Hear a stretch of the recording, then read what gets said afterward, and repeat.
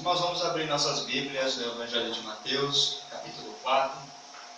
Vamos dar continuidade àquilo que eu já tenho exposto em outros domingos, nesse Evangelho de Mateus. Vamos agora para o capítulo 4, vamos ler a partir do versículo 18, versículo 18 em diante. Como já falei aqui algumas vezes, o Evangelho de Mateus foi escrito para judeus, para mostrar aos judeus que Jesus é de fato o Messias esperado que a nação de Israel aguardava, aquele que havia sido prometido e profetizado por vários profetas. Todas as profecias se cumprimentam em Jesus Cristo. Mateus 4, versículo 18. Vamos ficar de pé para fazer a leitura da palavra de Deus. Mateus capítulo 4, a partir do versículo 18. Amém? Amém. Os que encontraram, vamos ficar de pé para fazer a leitura. Diz assim: Andando à beira do mar da Galileia, Jesus viu dois irmãos, Simão, chamado Pedro, e seu irmão André. Eles estavam lançando redes ao mar, pois eram pescadores. E disse Jesus: Sigam-me, e eu os farei pescadores de homens. No mesmo instante, eles deixaram as suas redes e o seguiram. Indo adiante, viu outros dois irmãos, Tiago, filho de Zebedeu, e João, seu irmão. Eles estavam no barco com seu pai, Zebedeu, preparando as suas redes. Jesus os chamou, e eles, deixando imediatamente seu pai e o barco, o seguiram. Jesus foi por toda a Galileia, ensinando nas sinagogas deles, pregando as boas novas do reino e curando todas as enfermidades e doenças entre o povo. Notícias sobre ele se espalharam por toda a Síria, e o povo lhe trouxe todos os que sofriam de vários males e tormentos, endemoniados, loucos e paralíticos, e ele os curou. Grandes multidões o seguiam, vindas da Galileia, Decápolis, Jerusalém, Judeia e da região do outro lado do Jordão. Amém. Vamos orar. Santo Deus, amado Pai, nós te damos graças pela tua santa palavra que foi lida aqui nesse momento, Deus. E quero te pedir, ó Pai, que o teu Espírito Santo seja conosco, Deus. Amém. Que teu Espírito Santo fale por meu intermédio, Deus, para a tua igreja, aquilo que o Senhor tem para nos falar, Deus, a cada um de nós. Que o Espírito Santo também nos dê entendimento, Deus, para que possamos compreender a tua palavra, para que possamos entender aquilo que o Senhor quer nos falar, nos ensinar, ou nos chamar também ao arrependimento, Deus. Que teu Espírito Santo atue, ó Deus, em cada um dos corações, ó Deus, que está aqui presente, Pai. Que a tua palavra cumpra o efeito para o qual o Senhor determinou. Amém. Essa é a oração que eu te faço. Em nome de Cristo. Amém. Podem sentar, irmãos. Meus irmãos, nós temos visto durante esse Evangelho de Mateus várias evidências que Jesus é de fato quem ele dizia ser. Jesus é o profeta, aquele a quem os profetas profetizaram, o Messias, o Cristo, aquele que viria para resgatar o seu povo dos seus pecados. Nós vimos que ele é o Rei, nós vimos que ele é também o próprio Deus que andou em nosso meio. E nesse Evangelho, nesse capítulo, aliás, a partir do versículo 18, nós vemos que Cristo começa a convocar alguns discípulos para estarem junto dele. Nós vemos que, com isso, que Cristo não veio até esta terra para andar sozinho, sem companhia de pessoas.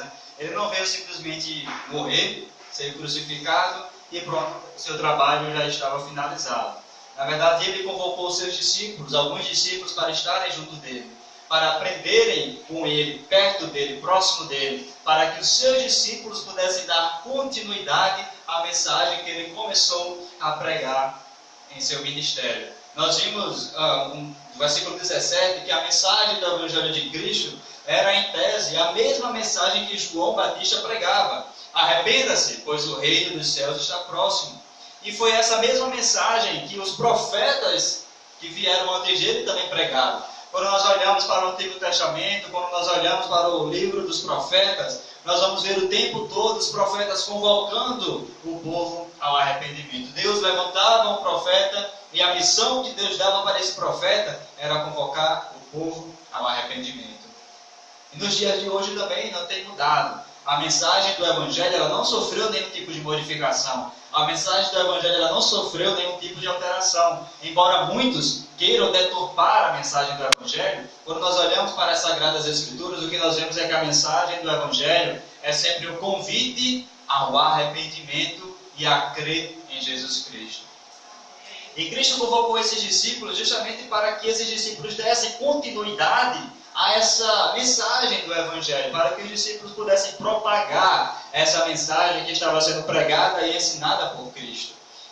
Nós vemos aqui no versículo 18: andando à beira do mar da Galileia, Jesus viu dois irmãos, Simão, chamado Pedro, e seu irmão André. Eles estavam lançando redes ao mar, pois eram pescadores. Então, em primeiro lugar, Cristo fez um convite pessoal àqueles discípulos, a Simão e a Pedro.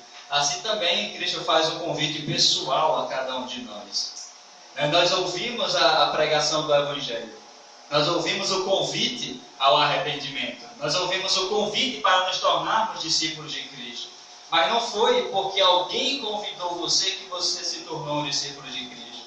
Foi porque por meio da pregação dessa pessoa, Cristo lhe chamou de maneira pessoal. Cristo chamou você, tocou no seu coração e você foi atraído para Cristo. Você se tornou um discípulo de Cristo após ter tido um contato direto com o próprio Cristo. Cristo chamou ali aqueles pescadores, e nós vimos aqui também que Cristo chama pessoas simples. Eles eram pescadores. Algumas pessoas vão dizer que os discípulos, os apóstolos, eram praticamente todos analfabetos. Mas na verdade eles não eram analfabetos. Mas eles poderiam ser, digamos assim, semi-analfabetos. Alguns deles, na verdade. Nós vemos no livro de Atos que algumas pessoas começam a falar e questionar a mensagem dos apóstolos e dizem, aqueles homens iletrados, ou seja, homens que não têm uma certa cultura, homens que não têm um conhecimento elevado que nós temos, talvez eles pensassem daquela forma, Se fosse trazer uma mensagem para os dias de hoje, seria mais ou menos assim, aqueles homens que não têm nem um curso superior, eles estão ali pregando o Evangelho. Talvez eles não tenham nem concluído o ensino médio, mas estão ali pregando o Evangelho. Os homens não têm nem muito conhecimento de mundo e estão querendo pregar o Evangelho. Mas foi justamente estes homens a quem Deus chamou. Deus não chamou aquelas pessoas que tinham muito dinheiro, Deus não chamou aquelas pessoas que tinham muito conhecimento, que já tinham formações acadêmicas, não. Deus não chamou mestres, Deus chamou pessoas simples. Deus chamou pessoas comuns. E saber disso é importante, porque muitas vezes nós achamos que Deus chamou apenas aquelas pessoas que já têm um curso de teologia, que já são formados, que já têm uma pós-graduação, que Deus chamou apenas aquelas pessoas para serem seus discípulos e para pregarem e anunciarem o Evangelho. Não. Deus chamou pessoas simples, como eu e como cada um de vocês. Deus quer nos usar para pregar o Evangelho para as pessoas. Nós cantamos aqui um hino, que dizia, quero ser um vaso de bênção. No refrão dizia, faze-me um vaso de bênção, Senhor, vaso que leve a mensagem do amor. Então olha só o que nós cantamos aqui para Deus. Nós não cantamos isso para o irmão que está do lado, nós não cantamos isso, não foi para mim. Vocês não cantaram isso para as irmãs que estavam aqui à frente, vocês cantaram isso para Deus. Vocês pediram, Deus, faz-me um vaso de bênção. O que é que um vaso de bênção faz? Leva a mensagem do amor, leva a mensagem do Evangelho. Isso é, vocês cantaram, se colocando, se prontificando a Deus para que Deus use vocês a levar a mensagem do Evangelho. Eu não sei se quando vocês cantaram, vocês pensaram dessa forma, que vocês estão se colocando à disposição de Deus, assim como Isaías se colocou à disposição de Deus. Deus perguntou, a quem enviarei? Isaías disse, Senhor, eis-me aqui, envia-me a mim. É justamente isso que nós cantamos aqui nessa noite. Senhor, faz-me um vaso de bênção. Um vaso que leve a mensagem do amor. Eu quero ser essa pessoa, eu quero ser esse discípulo que vai levar a tua mensagem, que vai levar o Evangelho até as pessoas que estão aí fora, que estão perecendo. Eu quero ser essa pessoa, eu me coloco à disposição do reino, Senhor. É isso que nós acabamos de cantar. E eles estavam lançando redes ao mar, pois eles eram pescadores, como diz aqui ainda no versículo 18. E no versículo 19, diz assim, e disse Jesus, sigam-me, e eu os farei pescadores de homens. Então essa primeira sentença que Cristo faz é quase que uma ordem que Cristo dá para aqueles discípulos, para aqueles pescadores, aliás, que acabaram de se tornar discípulos. Jesus diz, olha para eles e diz, sigam-me. E isso parece ser até, quando nós olhamos racionalmente, isso parece ser um pouco louco, né? Passa um homem no mar da Galileia, tá, os caras lá pescando, de repente aquele homem diz: aí, começa a me seguir. E por que aqueles homens seguiriam Jesus sem o conhecer? Se ele fosse um homem qualquer, por que eles atenderiam aquele chamado de seguir a Cristo? Porque não foi um chamado qualquer. Não foi um chamado qualquer. A voz de Cristo, o chamado de Cristo, estava repleto de uma autoridade que não existe na voz de nenhuma outra pessoa. Quando nós olhamos lá o texto de Gênesis da criação, Gênesis capítulo 1, nós vamos ver, no versículo 3, se eu não me engano, disse Deus: haja luz, e houve luz.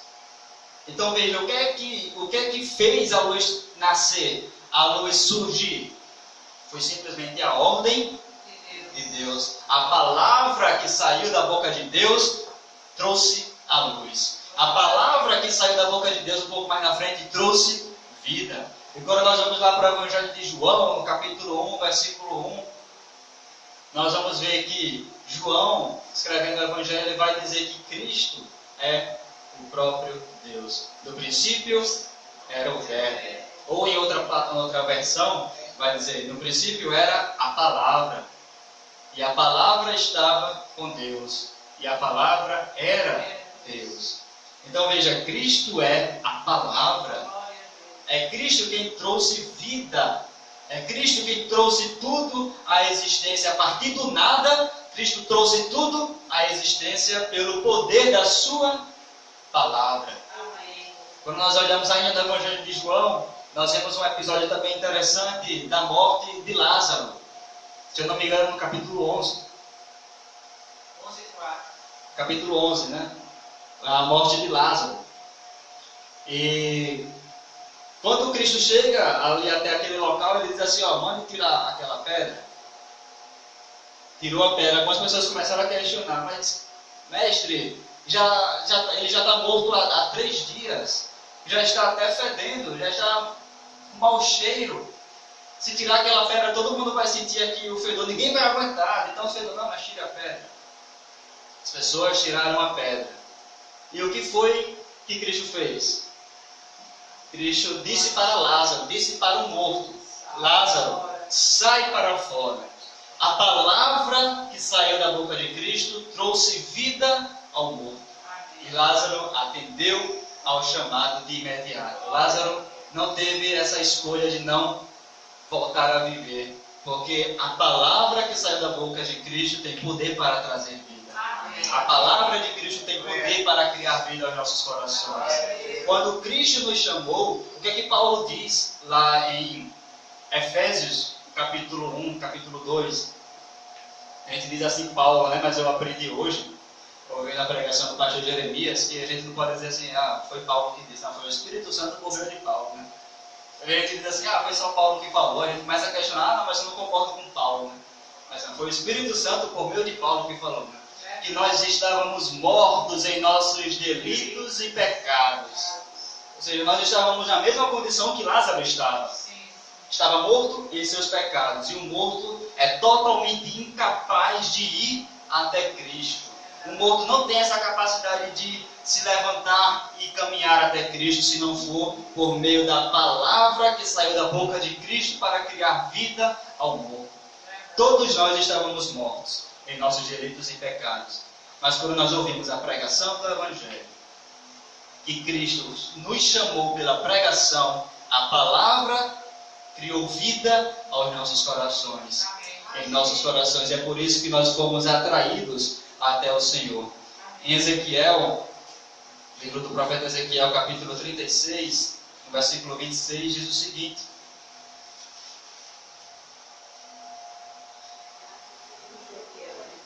Ezequiel 36, 26 diz o seguinte: darei a vocês um coração novo, e porei um espírito novo em vocês. Tirarei de vocês o coração de pedra, e em troca darei um coração de carne.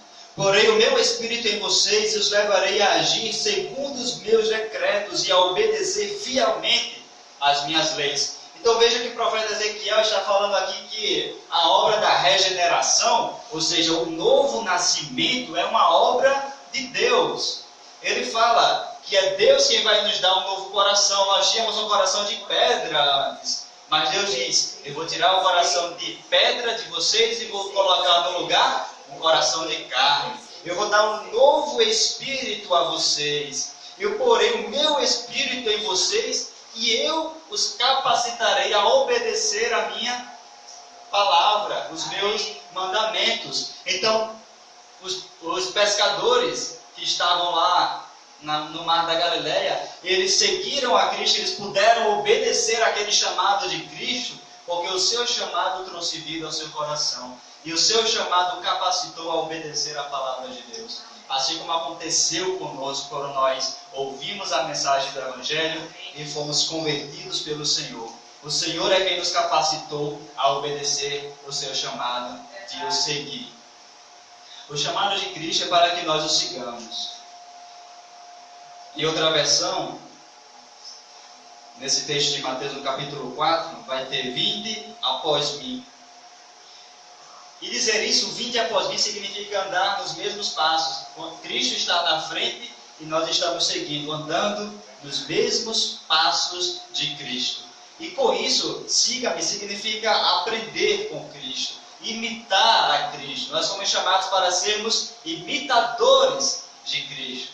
Paulo diz lá em 1 Coríntios, no capítulo 11, se eu não me engano: sejam meus imitadores como eu sou de Cristo. Nós somos chamados para sermos imitadores de Cristo, para aprendermos com Cristo e fazermos aquilo que Ele fez. Seguir o mesmo exemplo de Cristo. É isso que nós devemos fazer. Nós somos chamados para um discipulado íntimo com Cristo, pessoal com Cristo. Foi para isso que os apóstolos, esses discípulos aqui, foram chamados. Sigam-me, andem comigo, aprendam comigo. E aqui há um outro fator também interessante, porque naquele tempo existiam outros mestres por aí. Mas era um discípulo que ia atrás de um mestre, escolhia o seu mestre. Paulo vai nos dizer que ele aprendeu aos pés de Gamaliel. Ou seja, ele procurou Gamaliel como mestre da época para se tornar discípulo de Gamaliel. Não era Gamaliel que ia atrás das pessoas convocando os discípulos. Isso não era algo comum naquela época. Então era a primeira vez que estava acontecendo algo diferente. O mestre estava indo atrás dos seus discípulos, os chamando para segui-lo. Isso nos mostra também que não somos nós que vamos até Cristo, é Cristo que envia o nosso encontro. João 15:16 vai nos dizer: não foram vós que me escolhestes, mas eu vos escolhi. Então é Cristo quem veio ao nosso encontro, é Cristo quem nos torna discípulos dele. Nós não escolhemos nos tornar discípulos de Cristo, nós não escolhemos ir até Cristo, mas foi Ele quem veio ao nosso encontro. O próprio fato de Cristo ter sido enviado a esse mundo nos mostra isso, a nossa total incapacidade de irmos até Deus por causa de nossos pecados. Mas Deus, em sua infinita misericórdia e graça, Ele nos envia o seu Filho, porque sabe da nossa incapacidade de irmos até Ele, mas Ele nos envia Cristo para nos resgatar da escravidão do pecado em que nós estávamos, nos dar vida e nos levar até Ele. E disse Jesus: sigam-me e eu os farei pescadores de homens. E Cristo faz esse paralelo interessante, com o pescador, já que ele estava chamando pescadores, ele diz: vocês se tornarão pescadores de homens. Vocês não serão mais pescadores de peixes, mas vocês agora passarão a pescar homens. E esse paralelo que Cristo faz não é somente pelo fato de eles serem pescadores, mas sim por causa daquilo que o pescador faz. O pescador precisa ter estratégias para saber pescar um peixe. Precisa preparar as suas redes direitinho. Precisa ir até determinado local.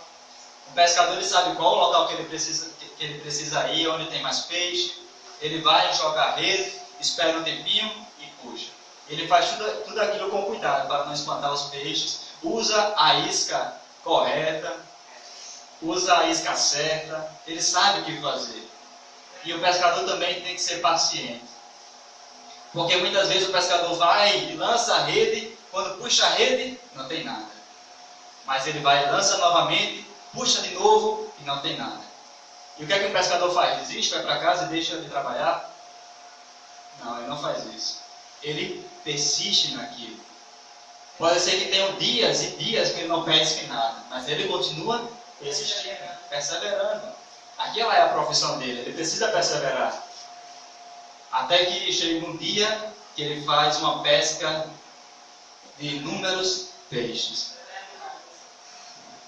Então, um pescador ele precisa ter perseverança. Então, é por isso que ele fala: vocês vão pescar homens. Vocês vão pescar homens, vocês precisam perseverar nisso. Versículo 20: no mesmo instante eles deixaram as suas redes e o seguiram. Meus irmãos, o chamado para seguir a Cristo envolve também renúncia. No caso de Simão e de Pedro, aliás, de Simão e de André, de Pedro e de André, eles foram chamados para um ministério integral, vamos colocar dessa forma. Eles foram chamados para serem apóstolos de Cristo, é o que aconteceria logo depois. Mas eles foram chamados por Cristo ali naquele momento para abandonar todas as coisas e seguir. Era aquilo, a vida deles agora seria aprender com o Mestre para que depois eles pudessem também fazer o mesmo. Como discípulos, pregar a mensagem do Evangelho de Cristo. Mas se tratando de pessoas comuns como nós, que não temos o chamado que essas pessoas tinham, não seria necessário nós largarmos os nossos empregos, não seria necessário largarmos as nossas famílias. No versículo 22 diz o seguinte: que Tiago e João deixaram imediatamente seu pai e o barco e o seguiram. Então todos eles tiveram que abrir mão de algumas coisas. Eles abriram mão do seu emprego, do seu trabalho e também da sua família. Mas muitas vezes não vai ser necessário que nós façamos isso. A não ser aqueles que têm de fato um chamado, por exemplo, para ser missionário, para viajar para outro lugar e para fazer missões distantes. Mas para crentes comuns, o chamado muitas vezes não envolve isso. Mas o chamado de Cristo envolve renúncia para cada um de nós. E a pergunta é: o que é que nós devemos renunciar em nossa vida? O que é que está ocupando o primeiro lugar em nossa vida? Será que o que está ocupando o primeiro lugar em nossa vida é verdadeiramente Cristo? Ou são outras coisas? Será que o que está ocupando o primeiro lugar em nossa vida é a nossa própria família? Porque Cristo mesmo vai falar que aquele que ama o seu pai ou a sua mãe mais do que a mim, não é digno de mim. Não é digno de mim. E ele continua e fala que nós devemos tomar a nossa cruz e o seguir. Muitas vezes algumas pessoas fazem a interpretação errada desse texto. Algumas pessoas vão dizer assim: o meu marido é a minha cruz, eu tenho que carregar o meu marido porque é um peso para mim. A minha mulher, eita, aquela é minha cruz, eu estou carregando. Ou outras coisas, né? Pode ser: o meu chefe lá no meu trabalho é a minha cruz, eu tenho que carregar. Ou então alguma coisa assim que a gente não gosta tanto, a gente tem que carregar. Algumas pessoas vão dizer que aquilo é a cruz, mas não. A cruz não significava isso. No contexto em que Cristo falou, na época em que Cristo falou, a cruz, ela só apontava para uma coisa: condenação, morte. Apontava para a morte. Alguém que era condenado à morte precisava pegar a sua própria cruz, que seria crucificado, e levar até o local da sua crucificação. E a pessoa carregaria a sua própria cruz para morrer nela mesma. Então, quando Cristo falou, as pessoas já tinham em mente isso. Então, o que é que Cristo quis dizer com carregar a minha cruz? Ele quis dizer que a cada dia eu preciso negar a mim mesmo. A cada dia eu preciso matar o meu eu. Eu preciso morrer a cada dia para dar lugar a Cristo. Já estou crucificado com Cristo. Agora não vivo mais eu, mas Cristo vive em mim. Essa deve ser a nossa vida. A cada dia nós devemos carregar a nossa cruz, isto é, matar o nosso eu. Cada dia, isso é uma tarefa diária. Não pense que vai chegar um dia que você vai ser perfeito. Não, é uma tarefa diária. Nós devemos crucificar a nossa vida cada dia mais, os nossos pecados, renunciar aos nossos próprios desejos, renunciar aos nossos planos, os nossos projetos, e Cristo não estiver neles, para seguir a Cristo. Seguir a Cristo envolve renúncia, meu irmão e minha irmã. Indo adiante, viu outros 2 irmãos, Tiago, filho de Zebedeu, e João, seu irmão. Eles estavam no barco com seu pai, Zebedeu, preparando as suas redes. Jesus os chamou, e eles, deixando imediatamente seu pai e o barco, o seguiram. Aqui vale também fazer um esclarecimento para que a gente não pense que Tiago e João estavam sendo negligentes ali com a sua família. E que Cristo também estava incentivando a fazer isso, a abandonar a sua família e deixar o pai dele sozinho.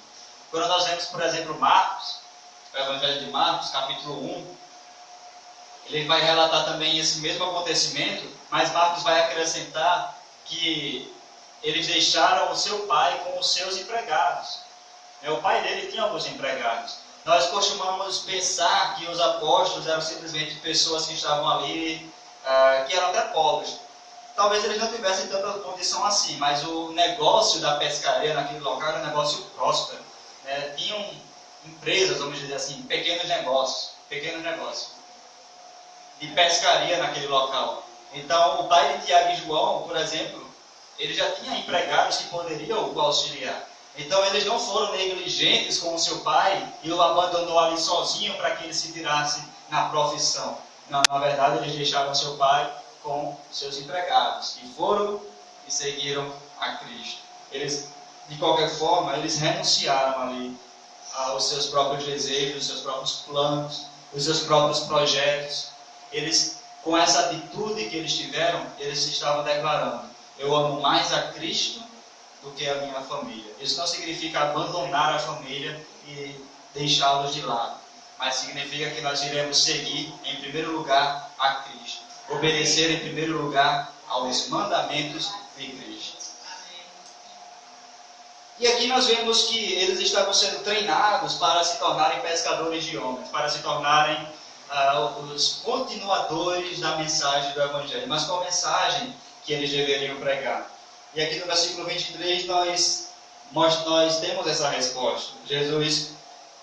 Versículo 23. Jesus foi por toda a Galileia, ensinando nas sinagogas deles, pregando as boas novas do reino e curando todas as enfermidades e doenças entre o povo.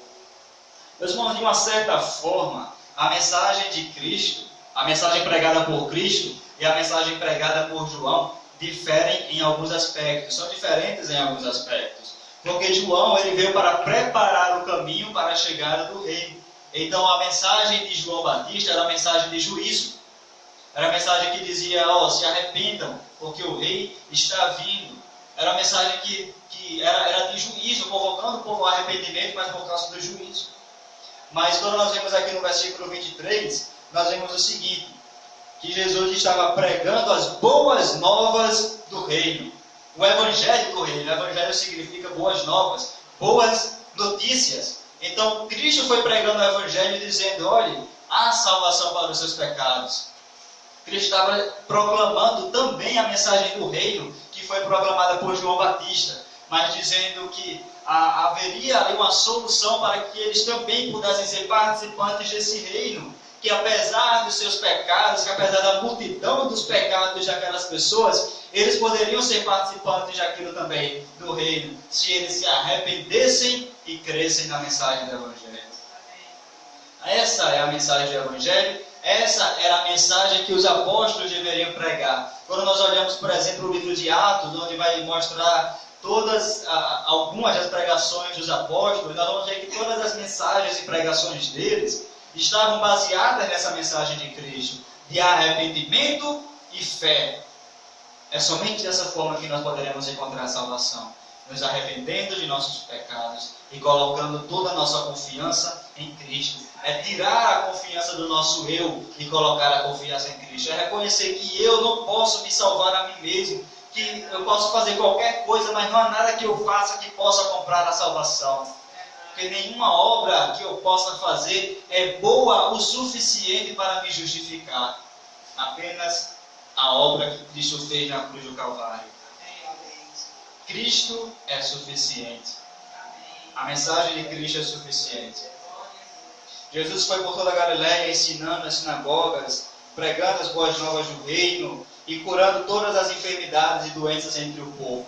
Com isso, quando Jesus começou a curar todas as enfermidades entre o povo, ele estava anunciando que o reino que havia sido pregado por João Batista, que ele também estava pregando, já estava sendo presente, já era uma realidade presente na vida do povo.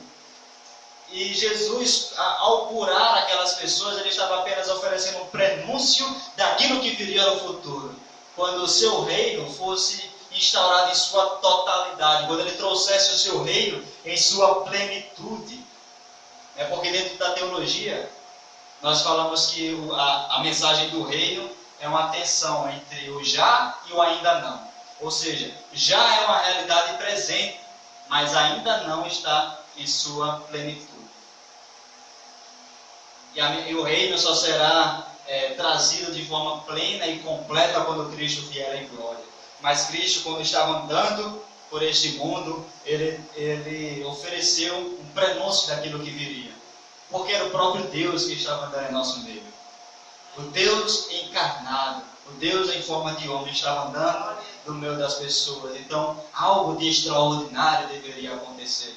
E aquelas pessoas ficaram curadas de suas enfermidades, para que por meio daquilo eles pudessem crer que Jesus é de fato o Rei, o Messias e o próprio Deus. Notícias sobre ele se espalharam por toda a Síria, versículo 24. E o povo lhe trouxe todos os que sofriam de vários males e tormentos, endemoniados, loucos e paralíticos, e ele os curou. Então veja uma questão interessante, que se espalhou pela Síria a mensagem daquilo que Cristo estava fazendo. Os milagres que Cristo estava operando se espalhou até em outras localidades. E aquelas outras pessoas começaram a trazer os seus doentes para que Cristo os curasse. E vejam que Cristo, quando está diante daquela multidão, ele não começa a perguntar para aquelas pessoas: você é judeu? Não, se não for judeu, eu não vou curar não. Só cura aqui judeu. Por que Cristo não perguntou isso? Porque ele também quis mostrar para aquele povo, os judeus, que a mensagem do reino não era uma mensagem voltada apenas para uma nação específica, mas sim para todo e qualquer que cresça e se arrependesse.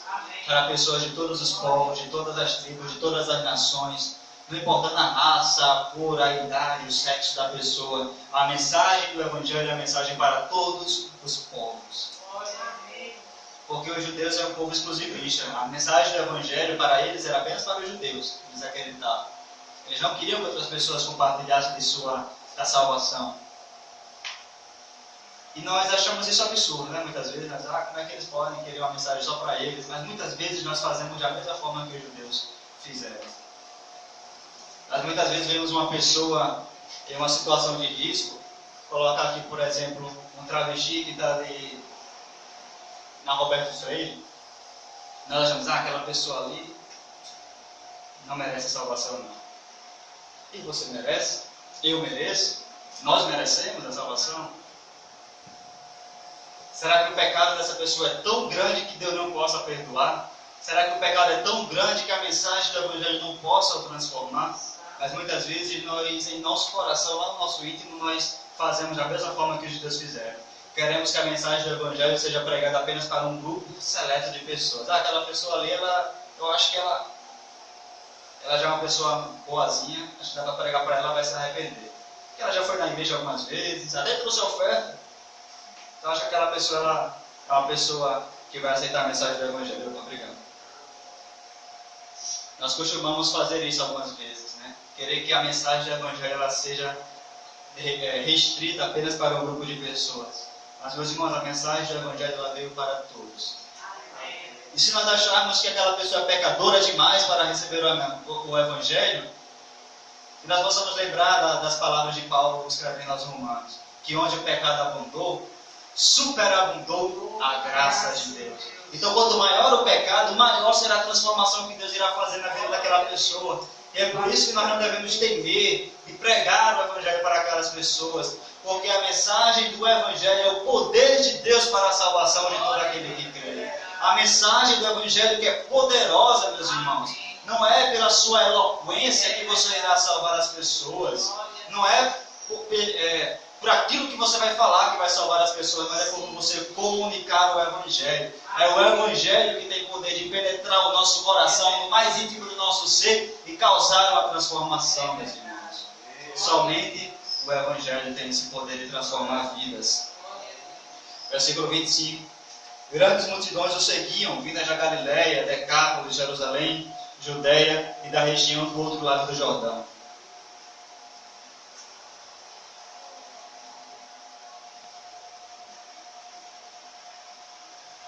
Algumas pessoas começaram a seguir a Cristo, ali grandes multidões, como nós vemos no versículo 25.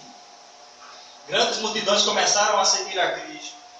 Algumas, se não a maioria talvez, porque eles souberam dos milagres que Cristo fez e queriam ali ver os milagres, queriam receber os milagres. O que elas estavam interessadas não era em Cristo, mas sim naquilo que Cristo poderia oferecer. E, meus irmãos, como isso tem sido uma realidade em nossos dias? Como isso tem sido uma realidade na igreja evangélica brasileira? E do mundo também. Pessoas que estão procurando as igrejas apenas para receber bênçãos. Como certa vez ouvi um amigo meu dizer: eu estou passando por algumas dificuldades, acho que eu vou na igreja esse domingo, para ver se Deus me dá uma bênção. Então a igreja era apenas um meio dessa pessoa receber alguma coisa de Deus. E não porque ela queria, de fato, receber a Deus em seu coração, mas porque ela queria algo. E é isso que tem sido ensinado e pregado em muitos locais, infelizmente. Mas como nós vemos, a mensagem do Evangelho não é essa. A mensagem do Evangelho é para que nós nos arrependamos e creiamos em Cristo. Dessa forma sermos salvos. E outras pessoas que estavam aqui no meio dessa multidão, talvez até achassem bonita a mensagem de Cristo, gostassem da mensagem de Cristo, e estavam ali para de fato ouvir a Cristo. Mas essas pessoas talvez não queriam ser verdadeiros discípulos de Cristo. Talvez essas pessoas queriam estar apenas ali na multidão, ouvir a mensagem, depois ir para a sua casa e fingir que nada aconteceu. E as nossas igrejas também estão repletas de pessoas assim. De pessoas que saem de suas casas, que vêm para a igreja, que ouvem a pregação do Evangelho e que voltam para suas casas e iniciam a nova semana como se nada tivesse acontecido. Inicia a sua semana e vive como se Deus não existisse. Como se Deus existisse apenas no dia de domingo, quando nós nos reunimos para o culto. Mas o Senhor não quer que você seja apenas mais um na multidão como esses. O Senhor quer que você seja um verdadeiro discípulo de Cristo. O Senhor quer que você seja um discípulo que o siga, que aprenda com Ele e que se esforce ao máximo para imitar em todas as suas atitudes. Nós somos chamados para sermos santos. Nós somos chamados para imitarmos o padrão de Cristo. Nós somos chamados para sermos pescadores de homens, meus irmãos. Se você foi chamado para ser discípulo de Cristo, se você se identifica como um discípulo de Cristo, você deve se tornar um pescador de homens. Você deve se tornar um pescador de homens. Acredito que todos os que estão aqui já devem ter ouvido a mensagem do Evangelho já várias vezes aqui neste local e em outros locais também. Então, muitas vezes, a pergunta que muitas pessoas podem fazer é: mas o que é que eu vou falar para as pessoas? O que é que eu vou dizer para as pessoas? As pessoas sentem esse medo de comunicar o Evangelho. E o que acontece dentro da igreja muitas vezes é que a gente terceiriza a pregação. A gente terceiriza a evangelização. O que a gente costuma dizer? Mas é o pastor que tem essa responsabilidade. A igreja não está crescendo numericamente, a igreja não está atraindo novas pessoas, a igreja não está crescendo, porque o pastor também não está indo nas ruas evangelizar. A gente coloca a culpa no pastor. Mas é porque a gente não abriu ainda uma outra congregação, porque o missionário não está fazendo nada, não está mobilizando as pessoas, o missionário não está fazendo isso, o missionário não está fazendo aquilo. Aí a gente coloca a culpa no missionário. Só não culpa o seminarista. Mas a gente costuma lançar a responsabilidade sobre outras pessoas, para que nós escapemos dessa responsabilidade de pregar o Evangelho. A gente costuma achar que os chamados para pregar o Evangelho é somente o pastor, missionário, o evangelista. A gente costuma achar que a a mensagem do Evangelho deve ser pregada apenas por essas pessoas. Mas, meus irmãos, se Cristo chamou você, se Cristo salvou você, você é chamado para pregar o Evangelho. Você é chamado para ser um discípulo de Cristo. Você é chamado para ser pescador de homens. Seja persistente, meu irmão. Pode ser que você já tenha falado de Cristo para algumas pessoas, essas pessoas não tenham aceitado a mensagem e você tenha desanimado por causa disso. Mas lembre-se do exemplo do pescador que mantém a persistência e a perseverança. Muitas vezes vai lançar a rede e vão vir poucos peixes, outras vezes não vão vir nenhum peixe, mas mantenha a perseverança. Ore ao Senhor para que dê estratégias, para que você fale de Cristo para as pessoas. O seu chamado para pregar o Evangelho é onde você está, a iniciar na sua casa, no seu trabalho. Onde Cristo levar você, é lá que você deve pescar pessoas. Meus irmãos,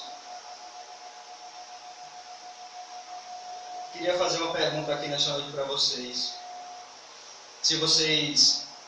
Em que posição vocês se encaixam? Isso que nós falamos. Se vocês se encaixam nessa posição de discípulos de Cristo, que são pescadores de homens, ou se vocês se encaixam nesse último versículo que nós acabamos de ler. Apenas mais um no meio da multidão, que ouve a mensagem do Evangelho, mas não está de fato sendo um verdadeiro discípulo de Cristo. E nessa noite o Senhor chama você ao arrependimento, para que você possa refletir a respeito dessa mensagem, a respeito do seu chamado. Se você foi chamado por Cristo, você foi chamado para ser um discípulo e um pescador de homens. Então que você possa buscar de fato ser um pescador de homens. Que você possa exercer o chamado para o qual o Senhor te chamou.